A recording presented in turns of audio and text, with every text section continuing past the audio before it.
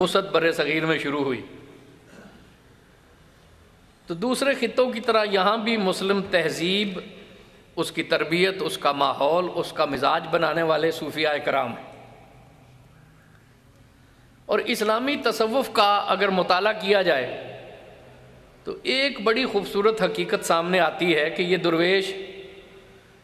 جو کہ بظاہر تنہا آتے ہیں، کسی لشکر کے بغیر ہوتے ہیں، اپنے ساتھ کوئی پروپیگنڈے کا، میڈیا کا سامان نہیں رکھتے، باطنی بصیرت کے اعتبار سے سارے ایک کل سے منسلک ہوتے ہیں۔ اور جیسا کہ میں نے ایک سرسری مطالعہ آپ کے سامنے پیش کیا کہ جو حالات کے تقاضے ہیں ان کے مطابق یہ درویش قدم اٹھاتے ہیں۔ مسلم تصوف میں مختلف سلاسل ہیں، قادری ہیں، چشتی ہیں، نقشبندی ہیں، سہروردی ہیں۔ ان چار سلسلوں کو ہم بر صغیر میں زیادہ جانتے ہیں۔ سلسلے اور بھی ہیں جیسے شاذلی سلسلہ ہے، رفاعی سلسلہ ہے، مولوی سلسلہ ہے، ادریسی سلسلہ ہے۔ غرب میں اور افریقہ میں اور شرق اوسط میں ہمارے چار سلاسل کے علاوہ بھی بہت سے سلسلے متعارف ہیں۔ ہر سلسلے کا اپنا ایک مزاج ہے اور ہر سلسلے کا اپنا تربیت کا ایک نظام ہے۔ اگر تاریخ کا ایک مطالعہ کیا جائے تو یہ حقیقت سامنے آتی ہے کہ جس خطے میں اور تاریخ کے جس دور میں جس سلسلے کی ظہور کی ضرورت ہوتی ہے،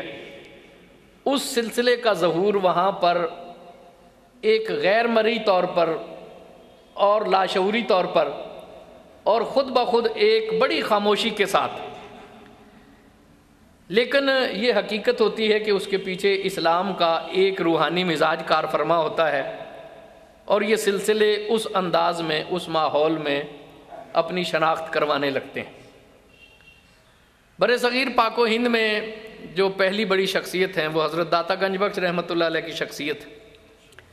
داتا گنج بخش رحمۃ اللہ علیہ کا تعلق حضرت جنید بغدادی رحمۃ اللہ علیہ کے مکتبہ فکر سے ہے۔ آپ کے شیخ حضرت ابو الفضل الختلی یہ حضرت حصری کے مرید ہیں، حصری حضرت ابو بکر شبلی کے مرید ہیں اور ابو بکر شبلی حضرت جنید بغدادی کے مرید ہیں۔ داتا صاحب نے اپنے کسی سلسلے کو بر صغیر میں رائج نہیں کیا،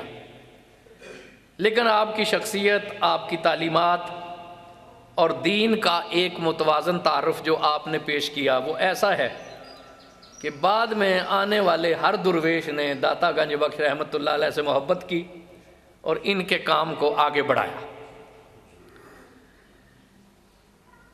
پھر باقاعدہ طور پر جب سلاسل کا آغاز ہوا تو شروع میں سلسلہ عالیہ چشتیہ کا ظہور ہمیں بر صغیر میں زیادہ نظر آتا ہے، اور پھر اس کے بعد ان کے کچھ ہی عرصے کے بعد سہروردی سلسلے کے صوفیاء بر صغیر میں ہمیں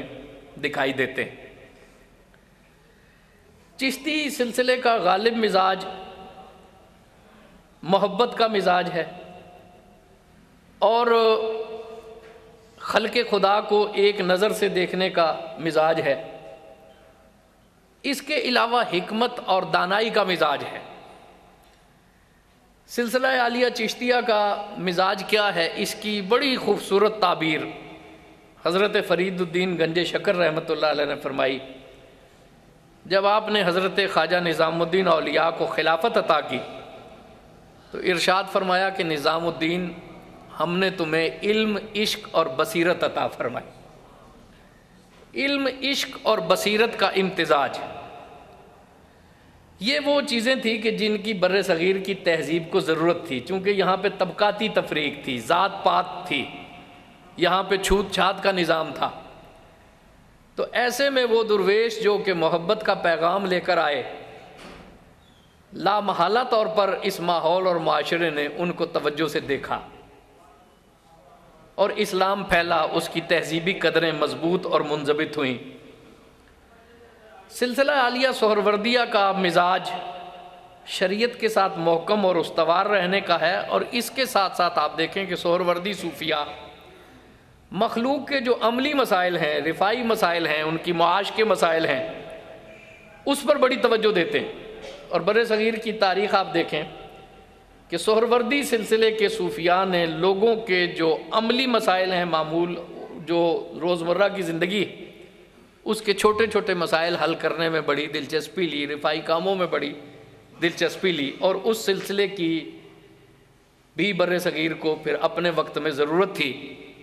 کہ جب لوگ کثرت سے اسلام میں آئے تو ان کی فلاح کے لیے سوچنا، ان کی بہبود کے لیے سوچنا اور سب کے لیے سوچنا، اس کی سلسلہ عالیہ سہروردیہ کے حوالے سے بر صغیر کے مسلمانوں کو فیضان حاصل ہوا۔ جب ایک علمی اور معاشرتی روایت پختہ ہوئی تو پھر یہ ضرورت پیش آئی کہ لوگ مجاہدانہ کردار ادا کریں، اور جو ایک ماحول اور معاشرہ بن گیا ہے اس کی نظریاتی سرحدوں کو، اس کی علاقائی سرحدوں کو مضبوط کریں۔ تو ہم یہاں پہ دیکھتے ہیں کہ پھر اس موقع پہ سلسلہ عالیہ قادریہ کا ظہور ہوتا ہے۔ قادری وہ ہیں جنہوں نے تاتاریوں کو مسلمان کر لیا تھا، قادری وہ ہیں جنہوں نے نور الدین زنگی اور صلاح الدین ایوبی جیسے مجاہدوں کی تربیت کی تھی۔ تو اپنے وقت میں اور اس کے درمیان میں ایک سلسلہ جو بعد میں سلسلہ عالیہ قادریہ میں ضم ہو گیا، اس سلسلے کا بھی بر صغیر میں ظہور ہوا، اور وہ ہے شتاری سلسلہ۔ شتاری سلسلہ حضرت بایزید بسطامی رحمۃ اللہ علیہ سے منسلک ہے، اور شتاری سلسلوں کا جو غالب مزاج ہے وہ ہے زہد کا، چلوں کا، مجاہدات کا۔ اور وہ لوگ جواب تھے کہ جب بر صغیر میں اولیاء کرام آئے، صوفیاء آئے، تو یہاں پہ سادھوؤں اور سنتوں کا رواج تھا، وہ لوگ تپسیہ کرتے تھے، مافوق القسم مظاہر سے لوگوں کو مروب کیا کرتے تھے۔ تو ستاری سلسلے کے صوفیاء کرام وہ تھے کہ جنہوں نے مجاہدات کے ذریعے سے، ریاضات کے ذریعے سے ہندوؤں کے سادھوؤں اور سنتوں کا جو طلسم ہے اس کو توڑ دیا۔ اور پھر یہ بعد میں جب قادری سلسلے کا فروغ ہوا تو یہ شتاری اس میں ضم ہو گئے۔ تو یہ دیکھیں کہ بر صغیر کے ماحول کو جس چیز کی اور جس فکر کی ضرورت ہوئی، صوفیاء کرام نے اس کا اظہار کیا۔ اب بر صغیر میں جب یہ روایت فروغ پا گئی تو بر صغیر کے آپ مزاج اور ماحول کو دیکھیں نا، یہاں ہندو اپنے ذیل میں کچھ خصوصیات رکھتے ہیں۔ ہندو مذہب بر صغیر کا قدیم مذہب ہے، اور یہاں پر انہوں نے ذات اور پات کے ذریعے سے، ذات پات کی تقسیم کے ذریعے سے اپنا ایک غلبہ اختیار کیا، اور معاشرہ برہمنوں کے ہاتھ میں اسی طرح تھا جیسے کہ کھٹ پتلیاں اپنے نچانے والوں کے ہاتھ میں ہوتی۔ تو اس ہندو مذہب کا آپ مطالعہ کریں تو اس میں بعض بڑی دلچسپ چیزیں ہمیں سامنے آتی کہ جب بھی کسی غالب قوت نے یہاں پہ آ کے اپنے قدم جمانے کی کوشش کی، یا برہمنوں کے رد عمل میں کوئی تحریک ابھری، تو انہوں نے بڑی مزاحمت کی، اور شروع میں انہوں نے کوشش کی کہ طاقت کے ذریعے سے اس کا مقابلہ کریں، اس کی جڑ یہاں پہ نہ پنپنے دیں۔ لیکن اگر وہ نظریہ کچھ توانا ثابت ہوا اور اس نے اپنا ایک ماحول اور مزاج بنا لیا، تو پھر ہندو ایک دوسرا پیترا بدلتے ہیں، اور دوسرا پیترا کیا ہے کہ یہ پھر ایک دم بڑے نرم ہو جاتے ہیں اور کہتے ہیں کہ ہم بھی اسی گنگا جمنی تہذیب کی پیداوار ہیں، تم بھی اسی خطے کے رہنے والے ہو، ہمارا کلچر ایک ہے، ہماری تہذیب ایک ہے، ہمارا تمدن ایک ہے، تو ہمیں بھائیوں کی طرح رہنا چاہیے۔ ایسی لچک پیدا کر لیتے ہیں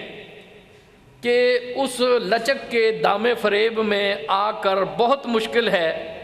کہ کوئی بیرونی یلغار یا کوئی مزاحمتی رد عمل بچ سکا۔ برہمنوں کے رد عمل میں ہندوستان میں بدھ مت پیدا ہوا، اور بدھ مت ایک بڑی توانا تحریک تھی جس نے کہ ذات پات کے اس نظام کو اور وحشت کے اس نظام کے خلاف بڑی مؤثر بغاوت کی، اور کروڑوں لوگ بدھ مت سے وابستہ ہو گئے۔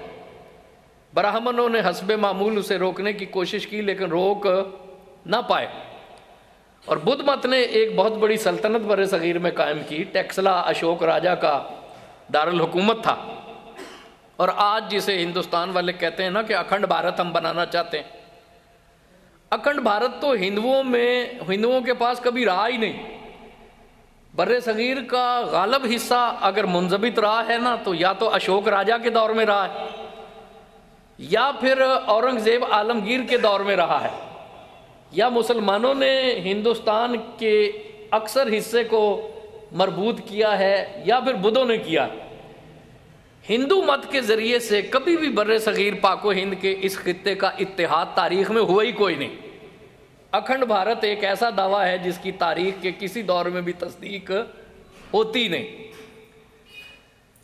تو جب ہندوؤں نے یہ دیکھا کہ یہ بدھ مت کی تو جڑیں پکڑ گئی ہیں اور برہمنزم کہیں ختم نہ ہو جائے، تو انہوں نے پینترا بدلا۔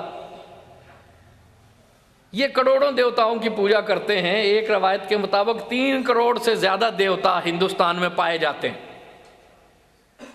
تو جو لوگ 3 کروڑ دیوتاؤں کے آگے سر جھکاتے ہیں، اگر 3 کروڑ ایک ہو جائیں تو ان کی صحت پہ کیا فرق پڑتا ہے؟ انہوں نے بدھ کا بھی بت بنا لیا اور اسے بھی پوجنا شروع کر دیا، اور اس لچک سے انہوں نے بدھوں کے ساتھ سلوک کرنا شروع کیا کہ آہستہ آہستہ بدھ مت کا اصل تشخص ہی غائب ہو گیا۔ اور آج آپ دیکھیں برما میں بدھ مت ہے، سری لنکا میں بدھ مت ہے، تھائی لینڈ میں بدھ مت ہے، جاپان میں بدھ مت ہے، چین کے بہت سے علاقوں میں بدھ مت ہے۔ ہندوستان جہاں سے بدھ مت کا آغاز ہوا تھا وہاں پر بدھ مت کا نام و نشان بھی نظر نہیں آتا۔ یہ کیا ہے؟ یہ چانکیہ کی پالیسی ہے کہ جب وہ نرم ہوتا ہے تو پھر وہ بڑی بڑی غالب تہذیبوں کو، توانا تہذیبوں کو اپنے اندر ڈائجسٹ کر لیتا ہے۔ اسی طرح جین مت ایک مذہب ہے جس کے اپنے اصول ہیں، اور وہ بڑا توانا مذہب تھا، لیکن ہندوستان کے جو طلسم ہیں انہوں نے جین مت کے تشخص کو بھی ختم کر دیا۔ تو مسلمان جب یہاں پر آئے نا اور مسلمانوں کا ایک تشخص بدل گیا، ہندوؤں نے بڑی مزاحمت کی کوشش کی، لیکن جب انہوں نے یہ دیکھا کہ ہم حربی اعتبار سے اس لشکر کو، اس اسلام کو روک نہیں سکے، اور ان کے پاس ایک توانا نظام ہے، ایک توانا شریعت ہے، ایک توانا سرچشمہ حقیقت ہے، تو اب انہوں نے یہ پینترا بدلنا شروع کیا کہ محبت سے رہنا چاہیے، اکٹھا رہنا چاہیے۔ محبت سے رہنے میں اور اکٹھا رہنے میں اور جنگ و جدل سے پرہیز کرنے میں کس کو اعتراض ہے؟ لیکن اصل معاملہ کیا ہے کہ اس محبت کی صلح کے ذریعے سے وہ یہ چاہتے تھے کہ مسلمانوں کا تشخص ختم ہو جائے، اور یہ نعرے الاپنے شروع کیے کہ رام اور رحیم ایک ہیں، ان میں تو کوئی فرق نہیں ہے، جسے تم رحیم کہتے ہو اسی کو ہم رام کہتے ہیں۔ تو جب معبود حقیقت میں ایک ہے تو پھر کیا ضرورت ہے کہ ہم آپس میں تفرقے میں پڑیں اور آپس میں جو ہے وہ ہم ایک دوسرے کے ساتھ نفرت کریں؟ بادی النظر میں بعض باتیں بڑی بلی دکھائی دیتی ہیں، لیکن یہ اہل نظر جانتے ہیں کہ ان کے پیچھے حکمت کیا ہے، ان کے پیچھے سازش کیا ہے، ان کے پیچھے معاملہ کیا ہے۔ تو یہ وہ ایک ماحول تھا کہ ہندو مت نے جب یہ دیکھا کہ ہم ان کو شکست نہیں دے سکتے، تو پھر انہوں نے کہا کہ نظریاتی طور پر مسلمانوں کو ہضم کرو، اور وہ چیزیں جو کہ مسلمانوں کے فروغ کا باعث تھیں، مثلا تصوف کا یہ محبت، وہ ہر ایک سے محبت کرتے ہیں، تصوف کا یہ نقطہ نظر کہ وہ ہر ایک کو ایک نظر سے دیکھتے ہیں، اور پھر وہ باتیں جو کہ حال کی باتیں ہیں، وہ باتیں جن کا تعلق کوئی دنیا کے نظام یا ظاہر کے فکر اور فلسفہ سے نہیں تھا بلکہ درویش کی حالت سے تھا، ہندوؤں نے ان چیزوں کا اظہار کرنا شروع کیا اور کہا کہ دیکھو تمہارے بزرگ بھی محبت کی بات کرتے ہیں، وحدت کی بات کرتے ہیں، ہم بھی وہی وحدت کی بات کرتے ہیں، تو ہمارے جو مذہب کے عناصر ہیں وہ بھی وہی ہیں جو تمہارے مذہب کے عناصر ہیں، ہم بھی تو محبت کی بات کرتے ہیں، تو ہمیں آپس میں تفریق کی ضرورت نہیں ہے۔ صلح کے اعتبار سے جیسے میں نے کہا کہ کسی بھی کوئی مسلمان یہ تو نہیں کہتا کہ لوگوں سے لڑو، لیکن یہ ہے کہ جو آپ دعوت صلح دے رہے ہیں اس کے پیچھے نظر مقصد کیا ہے۔ دیکھیے کہ کفار مکہ کو ایک دن جب انہوں نے یہ دیکھا کہ مسلمان ہم سے رک نہیں رہے، تو انہیں ایک بڑی عجیب و غریب سازش سوجی، اور انہوں نے نبی کریم صلی اللہ علیہ وسلم کی خدمت میں آ کر کہا کہ آؤ صلح کر لیتے ہیں، اور صلح کی شرط یہ ہے کہ 1 سال ہم آپ کے معبود کی پرستش کرتے ہیں، 1 سال آپ ہمارے بتوں کی پوجا کریں۔ تو اللہ تبارک و تعالیٰ نے اس پیشکش کے جواب میں کیا ماٹو مسلمانوں کو دیا؟ قل یا ایھا الکافرون، قل یا ایھا الکافرون کی جو صورت پاک ہے یہ کیا ہے، اور لکم دینکم ولی دین کا جو نعرہ ہے یہ کیا ہے؟ یہ اسی سازش کا جواب ہے۔ تو یہ کفر کی ایک سازش ہے جو کفار مکہ کو بھی سوجی، لیکن چونکہ وہاں پہ وحی الہی آ رہی ہے اور رسول اللہ صلی اللہ علیہ وسلم خود موجود تھے، تو ایک تجویز سے زیادہ اس سازش کا کوئی بھی اثر ہو نہیں سکا۔ وہ ایک تجویز ہی لئی اور لکم دینکم ولی دین کہہ کر نبی کریم صلی اللہ علیہ وآلہ وسلم نے اس کی حتمی تنسیخ فرما دی اور اس کو اٹھنے سے پہلے ہی نابود کر دیا۔ لیکن بر صغیر کے ماحول میں ہندوؤں کو یہ موقع ملتا رہا کہ وہ اس حربے کے ذریعے سے دوسری تہذیبوں اور مذاہب کو اپنے اندر ضم کرتے رہے۔ تو جب یہ ماحول بننا شروع ہوا اور پھر اتفاق یہ ہوا کہ بر صغیر پاک و ہند میں اکبر جیسا ایک شخص مملکت میں آ گیا۔ اب یہاں ایک تو یہ کہ یہ افکار غالب آ رہے تھے، ایک تہذیب لامحالہ طور پر بات ہوتی ہے کہ مضبوط لوگ ہوتے ہیں، آہستہ آہستہ تنظیم میں دراڑ پڑنی شروع ہو جاتی ہے، کمزور لوگ آ جاتے ہیں۔ تو اسی طرح جب ایک اختلاط ہوتا ہے، شروع میں آنے والے لوگ تو داتا گنج بخش تھے، معین الدین اجمیری تھے، فرید الدین گنج شکر تھے، نظام الدین اولیاء تھے، یہ وہ لوگ تھے جو کہ ان چیزوں کو سمجھتے تھے۔ بعد میں آنے والے دور میں بھی بڑے مضبوط صوفیاء رہے، لیکن ہر شخص جو تصوف سے وابستہ ہوتا ہے یا علم سے وابستہ ہوتا ہے یا شریعت سے وابستہ ہو جاتا ہے، وہ کوئی ضروری تو نہیں کہ وہ نظام الدین اولیاء ہو اور امام محمد غزالی ہو۔ ہر شخص کی اپنی ایک سطح ہوتی ہے، اور پھر ایک تہذیب جب مغلوب ہو جاتی ہے اس کے بعد پھر وہ اپنی قوتوں کو مجتمع کرتی ہے، وہ بھی جوابی کارروائی کا کوئی نہ کوئی راستہ ڈھونڈتی ہے۔ تو ہندو کو یہ موقع ملا اکبر کے زمانے میں۔ اکبر کے زمانے میں کچھ انہیں ماحول سازگار خارج سے بھی ملا، خارج سے ماحول سازگار انہیں اس لیے اس طرح بھی ملا کہ اکبر کا والد ہمایوں شیر شاہ شوری سے شکست کھا کر ایران چلا گیا، اور جب ایران میں وہ وہاں پر رہا، پھر واپسی ہوئی اس کی، اکبر اس زمانے میں نوعمر تھا،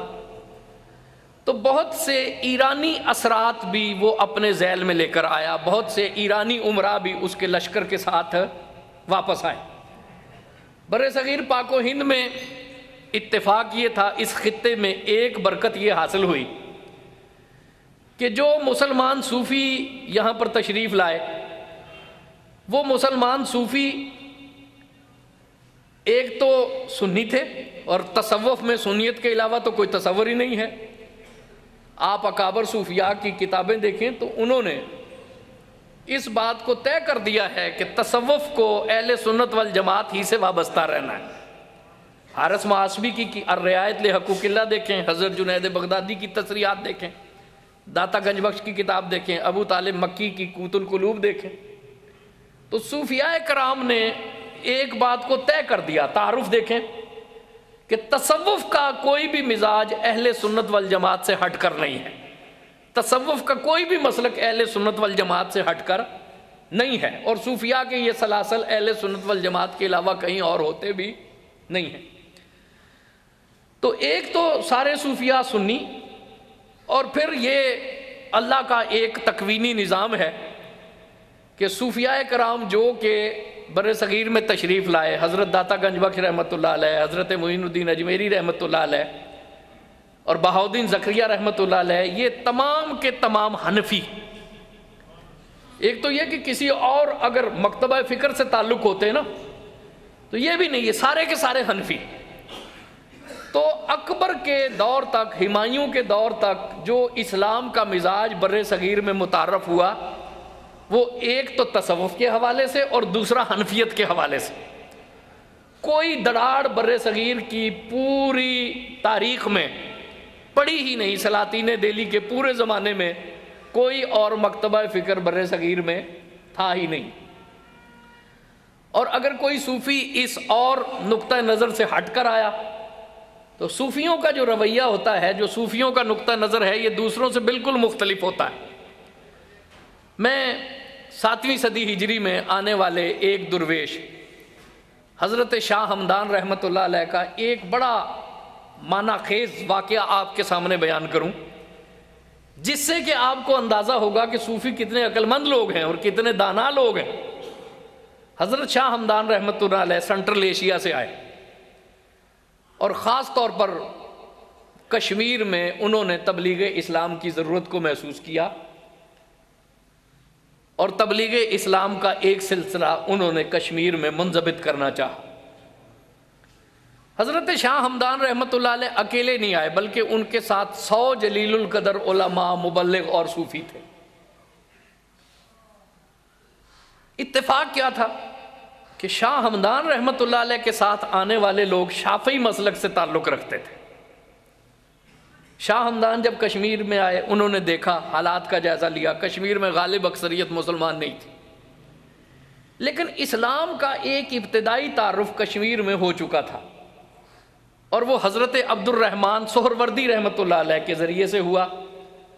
جنہیں کشمیری پیار سے بلبل شاہ کہا کرتے ہیں۔ ان کا مزار آج بھی مرجع خلائق ہے، اور سہروردی سلسلے کے یہ صوفیہ حنفی تھے۔ تو شاہ ہمدان نے دیکھا کہ کچھ لوگ مسلمان ہو چکے ہیں، وہ دین کے معاملات پر راسخ ہیں، انہیں دین کا ایک تعارف ہے، اور وہ حنفی لوگ ہیں۔ تو اب دیکھیے کہ شاہ ہمدان رحمۃ اللہ علیہ نے کتنا دانشمندانہ قدم اٹھایا۔ انہوں نے اپنے مبلغین کو بلایا اور کہا کہ دیکھو، ایک بات یاد رکھو کہ ہم کشمیر میں اسلام پھیلانے کے لیے آئے ہیں، شافیت پھیلانے کے لیے نہیں آئے۔ ہم یہاں پہ شافی مسلک کی ترویج کے لیے یا شافی فقہ کو رائج کرنے کے لیے نہیں آئے، یہاں پہ ہم اسلام کو پھیلانے کے لیے آئے۔ بر صغیر میں اسلام کا تعارف ہو چکا ہے اور وہ حنفی صوفیوں کے ذریعے سے ہوا ہے۔ اگر اب تم لوگوں کو شافی طریقہ سکھاؤ گے تو لوگوں میں مغالطہ پیدا ہو جائے گا، ذہنوں میں کنفیوژن پیدا ہوگی۔ بلبل شاہ کے مرید کہیں گے ہم ٹھیک ہیں، تمہارے پیروکار کہیں گے ہم ٹھیک ہیں، ایک بحث شروع ہو جائے گی جس کا کوئی جواز نہیں ہے۔ تو تم یہاں پر اسلام کا تعارف تو کرواؤ گے، شافیت کا تعارف نہیں کرواؤ گے۔ جو بھی تمہاری تبلیغ سے مسلمان ہوگا اسے تم نے اعمال کا اور ارکان کا جو طریقہ سکھانا ہے وہ شافی مکتبہ فکر کے مطابق نہیں سکھانا، حنفی مکتبہ فکر کے۔ تو یہ دیکھیے آج تو اس پہ بحثیں لوگوں نے شروع کی ہوئی ہیں نا جی، اور بے مقصد قسم کی۔ جس شخص کو اصولوں کا بھی پتہ نہیں ہوتا وہ کہے گا جی رفع یدین کیوں نہیں کر رہے، آمین اونچی نہیں کیوں نہیں کہہ رہے، اور ایک رخنا ڈالا ہوا ہے لوگوں نے تبلیغ کے نام پر۔ اصولوں کا کوئی پتہ نہیں، حدیثوں کا کوئی پتہ نہیں، صحیح اور غریب کا کوئی فرق پتہ نہیں جی، اور سلسلہ تو ضابط کا کوئی پتہ نہیں، اصول اخذ کیسے ہوتے ہیں ان کا کوئی پتہ نہیں، فقہ کی بنیادی باتوں کا پتہ کوئی نہیں، اور بحث کر رہے ہیں۔ آپ دیکھیں کہ شاہ ہمدان رحمۃ اللہ علیہ کس قدر ذہین انسان ہیں۔ 7ویں صدی ہجری میں اگر وہ اپنے مبلغین کو یہ نصیحت نہ کرتے تو جو یہاں پر بحثیں 13ویں صدی میں عروج پہ پکڑ گئیں، شروع ہوئیں، وہ 7ویں صدی ہجری سے شروع ہو چکی ہوتی۔ لیکن صوفی کا شعور دوسروں سے بالکل مختلف ہوا کرتا ہے۔ تو شاہ ہمدان رحمۃ اللہ علیہ نے کہا کہ شافی مسلک کی بات نہیں کرنی، اسلام میں لوگوں کو داخل کرنا ہے اور طریقہ عبادات کا سکھانا ہے حنفیوں کے مطابق۔ تو بر صغیر کی تاریخ کو شروع میں ایک بہت بڑا جو یہ اعتماد حاصل ہو گیا اور اس کی تاریخ کو اللہ کی طرف سے جو ایک رحمت حاصل ہوئی وہ یہ کہ یہاں پہ مختلف 9 قسم کے لوگ نہیں آئے، حنفی آئے۔ لیکن جب ہمایوں ایران سے واپس آیا تو بہت سے ایرانی امراء بھی اس کے ساتھ تھے، اور بر صغیر کی تاریخ میں پہلی دفعہ یہاں پر یہ چپکلش بھی شروع ہوئی، یہ مبحث بھی شروع ہوئے کہ اسلام کے اندر اور بھی مکتبہ فکر ہیں اور ان کے مباحث ہیں، ان کے موقف ہیں، اور ان لوگوں کو جہاں جہاں موقع ملا انہوں نے اپنے اثر و رسوخ کو دربار کے ذریعے سے نافذ کرنے کی کوشش بھی کی، اور مختلف علماء امراء تھے، مختلف ریاستوں کے تاریخ کی چونکہ گہرائی کی طرف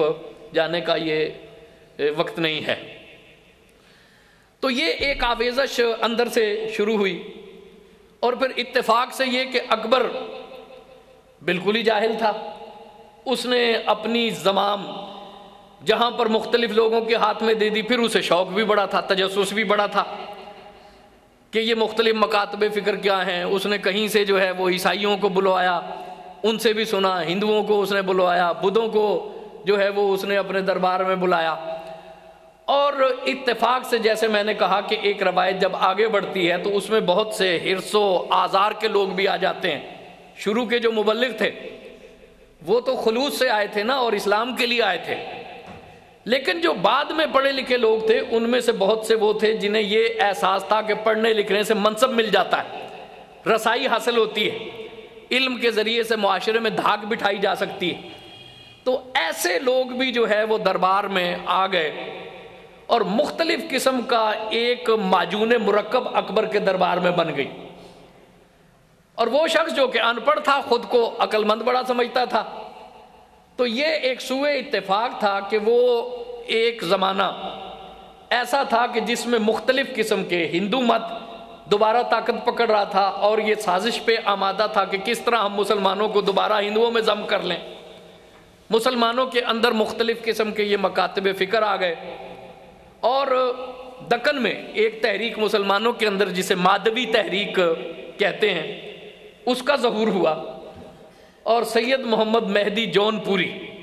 وہ ایک شخصیت مرصع شہود پر آئی جس نے کہ مہدی ہونے کا دعویٰ کیا، اور پھر اس طرح ایران میں مختلف قسم کے مذاہب کی تشکیل تھی۔ وہ ایران میں ایک تصور اس زمانے میں یہ ابھرنا شروع ہوا جسے نقطوی تحریک کہتے ہیں۔ اس کا تصور یہ تھا کہ اسلام کو 1000 سال ہو گئے ہیں،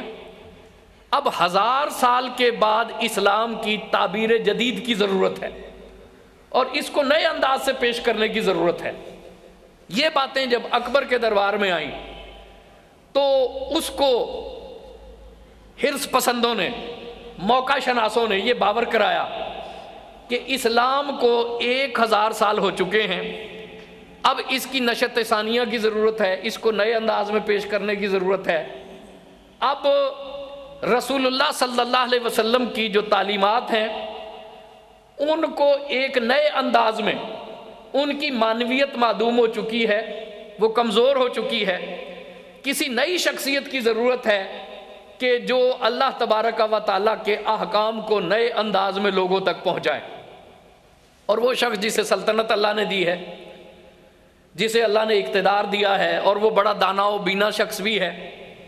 اس سے بڑھ کر کون اس شخص کا مستحق ہے کہ جو اس کے خیال میں بات آئے وہ شریعت ہو، وہ قانون ہو۔ تو انہوں نے اکبر کو یہ باور کرایا کہ جو آپ کہہ دیں وہی حکم الہی ہے، بادشاہ اس کائنات میں ذل الہی ہے، اور آپ اکبر ہیں، اور آپ خلیفۃ اللہ ہیں، اور آپ اس زمین پہ اب اللہ کی منشا کو اور اللہ کے احکام کو نافذ کرنے والے ہیں۔ تو یہ ایک فتنہ 1000 سال کے ختم ہونے کے بعد خاص طور پر بر صغیر میں رونما ہوا، اور اس کے پیچھے بھی ایک ذہنیت، ہندو ذہنیت کام کر رہی تھی،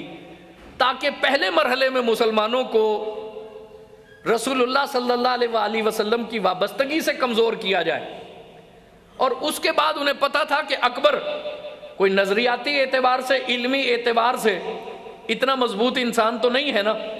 آج مسلمان دین الہی کے ذریعے سے رسول اللہ صلی اللہ علیہ وسلم کی نسبت سے کمزور ہوں گے، اور کل کو پھر آہستہ آہستہ ہم انہیں تصور توحید سے بھی ہٹا لیں گے، اور اسلام کی دیگر جو اچھی چیزیں ہیں ان سے بھی ہٹا لیں گے، اور جس طرح بدھ مت ہندوستان میں ختم ہو گیا، جس طرح جین مت ہندوستان میں ختم ہو گیا، اسی طرح ہم مسلمانوں کو بھی ہندوستان سے ختم کر دیں گے۔ تو یہ وہ ایک ماحول تھا۔ میں نے کوشش کی بڑے اختصار سے بات کروں، لیکن یہ چونکہ ایک پورا پس منظر بیان کرنا ضروری ہے تاکہ حضرت مجدد الف ثانی رحمۃ اللہ علیہ کے کام کی معنویت کو ہم آشکار کر سکیں۔ اور یاد رکھیں کہ وہ مجدد الف ثانی ہیں، یعنی 1000 سال کے مجدد ہیں، اور جو فتنے اس زمانے میں، اس دوسرے 1000 میں شروع ہوئے تھے، آج بھی مختلف انداز بدل بدل کر وہ فتنے مسلمانوں میں پیدا ہو رہے ہیں۔ اور اپنے ماحول اور معاشرے میں آپ دیکھیں گے کہ ان فتنوں کی معنویت دوبارہ جہاں پہ کوئی کمزوری دیکھتی ہے مسلم معاشرے میں، وہ اپنا سر اٹھاتی ہے۔ تو جس انداز سے، جس فکر سے حضرت مجدد الف ثانی رحمت اللہ علیہ نے اپنے دور میں ان کی سرکوبی کی اور ان کی بے کنی کی، فکر مجدد پرانی نہیں ہو گئی ہے، بلکہ یہ 1000 سال جو ہم گزار رہے ہیں، اس کے روحانی مقتدا اور روحانی پیشوا تو مجدد الف ثانی ہے۔ لہٰذا اس پورے دور میں حضرت امام ربانی مجدد الف ثانی کی فکر کی رہنمائی ضروری ہوگی۔ اور آپ بر صغیر کی تاریخ بعد میں دیکھیں گے کہ جہاں بھی یہ سوال پیدا ہوا،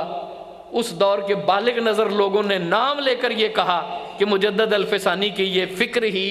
ہمارا رہنما ہوگی اور ہماری مقتدا ہوگی، اور اسی کے ذریعے سے ہم اس فتنے کی بے کنی کر سکتے ہیں۔ تو یہ وہ حالات تھے۔ اور اس میں ایک بڑی دلچسپ بات دیکھیں، جیسے میں نے کہا کہ جس طرح کا دور ہوتا ہے اس قسم کے سلاسل کی ضرورت ہوتی ہے۔ ایک درویش جس کا اسم گرامی ہے شیخ عبد الاحد سرہندی رحمۃ اللہ علیہ، انہوں نے ایک دن اللہ رب العزت کی بارگاہ میں دعا کے لیے ہاتھ اٹھائے، اور دعا کیا کی؟ انہوں نے عرض کی کہ اے بار الہ، بر صغیر کا یہ ماحول اور ہندوستان کی یہ مذہبی صورتحال اب اس چیز کا تقاضا کر رہی ہے کہ اس خطے میں نقش بندی صوفیاء کا فیض آنا چاہیے۔ یہ دعا کرنے والے کون ہیں؟ شیخ عبد الاحد سرہندی رحمۃ اللہ۔ اور اللہ تبارک و تعالیٰ نے اس درویش کے خلوص کو قبول فرمایا۔ ایک بڑی ہی جلیل القدر عبقری شخصیت، نقشبندی صوفیاء میں ایک ممتاز نام حضرت باقی باللہ رحمۃ اللہ علیہ، کابل سے دلی تشریف لائے۔ اور دیکھیے کہ شیخ عبد الاحد سرہندی کا خلوص اللہ کے ہاں کس طرح مقبول ہوا کہ شیخ عبد الاحد سرہندی کے بیٹے حضرت شیخ احمد سرہندی مجدد الف ثانی حضرت باقی باللہ رحمۃ اللہ علیہ کے مرید ہوئے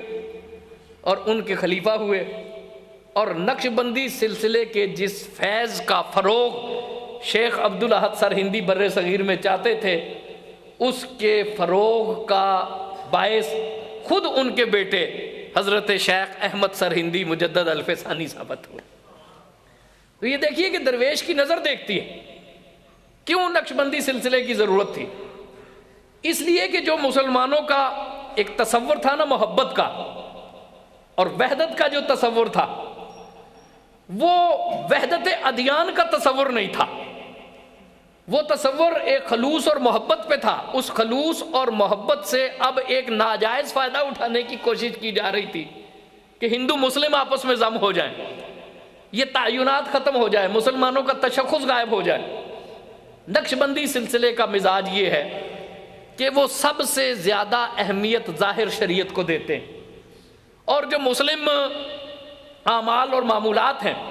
اور جو مسلم تشخصات ہیں، ان پر کسی بھی صورت میں وہ کمپرومائز نہیں کرتے۔ یہ نقشبندی سلسلے کا ایک تشخص ہے۔ بر صغیر کے اس ماحول کو ضرورت ان درویشوں کی تھی کہ جو نبی کریم صلی اللہ علیہ وسلم کی سنت کی اہمیت کو پوری طرح اجاگر کریں، اسلام کا جو حقیقی مفہوم ہے، جو اسلام کا حقیقی مرکز ہے، اس کی اہمیت کو پوری طرح آشکار کریں۔ اور یہ چیز حضرت بہاؤالدین نقشبند رحمۃ اللہ علیہ کے سلسلے میں بدرجہ عتم موجود تھی، ان کا نشان امتیاز تھا۔ اسی لیے حضرت شیخ عبد الاحد سرہندی رحمۃ اللہ علیہ نے اللہ کے حضور میں دعا کی کہ اب بر صغیر پاک و ہند کو نقشبندی سلسلے کے فیضان کی ضرورت ہے۔ صوفیوں میں کوئی تعصب نہیں ہوتا۔ حضرت شیخ عبدالحق سرہندی رحمۃ اللہ علیہ حضرت عبد القدوس گنگوہی رحمۃ اللہ علیہ کے مرید، اور حضرت عبد القدوس گنگوہی رحمۃ اللہ علیہ سلسلہ عالیہ چشتیہ صابریہ سے تعلق رکھتے ہیں۔ اسی طرح ان کے بہت گہرے تعلقات کیتھل شریف کا خانوادہ حضرت شاہ کمال کیتھلی رحمۃ اللہ علیہ اور ان کے صاحبزادے حضرت شاہ سکندر کیتھلی رحمۃ اللہ علیہ سے بھی تھا۔ لیکن صوفیوں میں کوئی تعصب نہیں ہوتا۔ جو صوفیوں میں یہ سلاسل ہیں یہ اپنا اپنا کردار ادا کرنے کے لیے ہوتے ہیں، یہ کوئی فرقے نہیں ہوتے۔ صوفی اس چیز کو سمجھتے ہیں کہ قادری کوئی فرقہ نہیں ہے، چشتی کوئی فرقہ نہیں ہے، نقشبندی کوئی فرقہ نہیں ہے، سہروردی کوئی فرقہ نہیں ہے، شاذلیہ فرقہ نہیں ہے، مولویہ کوئی فرقہ نہیں ہے، رفاعیہ فرقہ نہیں ہے، بلکہ یہ تربیت کے مزاج ہیں اور یہ اسلام کے دین فطرت ہونے کا اظہار ہے۔ اس لیے کہ اللہ تبارک و تعالیٰ نے ہر شخص کو ایک ٹیسٹ دیا ہے۔ اقبال نے کیا خوبصورت بات کی ہے کہ کبھی حیرت، کبھی مستی، کبھی آہ سحرگاہی، بدلتا ہے ہزاروں رنگ میرا درد مہجوری۔ انسان کی اللہ سے وابستگی کی کیفیات مختلف ہوتی ہیں۔ رسول اللہ کے صحابہ کو دیکھیں نا، ہر شخص کا اپنا ایک مزاج، ہر صحابی کا اپنا مزاج ہے، اور رسول اللہ کا چشمہ صافی وہ ہے کہ ہر ایک کو اپنے مزاج کا آب شیری وہاں سے میسر آ جاتا ہے۔ یہ رسول اللہ کی جامعیت ہے۔ دیکھو نا، کسی کو میٹھا پسند ہے، کسی کو تلخی پسند ہے، کسی کو شیرینی پسند ہے، کسی کو ترچی پسند ہے، کوئی کھٹا میٹھا پسند کرتا ہے۔ تو ہر شخص کا ایک مختلف ذوق ہوتا ہے نا، اور مختلف ٹیسٹ ہوتا ہے۔ اسلام کو اللہ تبارک و تعالیٰ نے سرکس کی تنی ہوئی رسی نہیں بنا کر بھیجا کہ ساروں نے بس ایک ہی انداز سے چلنا ہے۔ اسلام کو دین فطرت بنا کر بھیجا، اور انسان کی طبیعت میں تنوع ہے۔ اسلام ایک ایسا چشمہ ہے کہ ہر شخص کو اپنے ذوق کا پانی وہاں سے مل جائے۔ تو یہی تصوف کے سلسلے ہیں۔ تصوف کے سارے سلسلوں میں صحابہ کرام کی طبیعتوں کے راز ہیں، انبیاء کرام کی معرفتوں کے راز پوشیدہ ہیں، اور یہ اسلام کا ایک نشان امتیاز ہے کہ تصوف کے سلاسل کیا ہیں؟ اسلام کے دین فطرت ہونے کا اعلان ہے۔ یہ کوئی فرقے نہیں ہیں، یہ کوئی جھگڑے کی بنیادیں نہیں ہیں، بلکہ یہ اس چیز کا اظہار ہے کہ جس طرح کا بھی ذوق ہو نا، اسے اس ذوق کے مطابق اللہ تک پہنچنے کا رستہ مل جاتا ہے۔ تو ایک ہے نا شخص کا انفرادی ذوق، اور بعض اوقات ایک ماحول اور معاشرے کا رویہ بن جاتا ہے۔ تو اس وقت ماحول اور معاشرے کا جو رویہ تھا، اسلام کے خلاف جو سازشیں ہو رہی تھی، اس ماحول اور رویے میں جس سلسلے کی ضرورت تھی وہ تھا سلسلہ عالیہ نقشبندیہ۔ اس کا یہ مطلب نہیں کہ باقی لوگ اپنے سلسلے چھوڑ دیں گے، باقی اس میں ضم ہو جائیں گے، نہیں۔ ایک غالب شخصیت، توانا شخصیت جب اپنی فکر کا اظہار کرتی ہے نا، تو سارے لوگ ضرورت کے مطابق اس سے اپنا اپنا حصہ وصول کرتے ہیں، اور اس کے مطابق اپنی جماعت بندی بھی نئے سرے سے کرتے ہیں اور اس کی طرف متوجہ ہوتے ہیں۔ تو اسی طرح ایک بڑی شخصیت جب پیدا ہوتی ہے، ایک توانا فکر جب آتی ہے، تو فکر کے جتنے بھی دھارے ہیں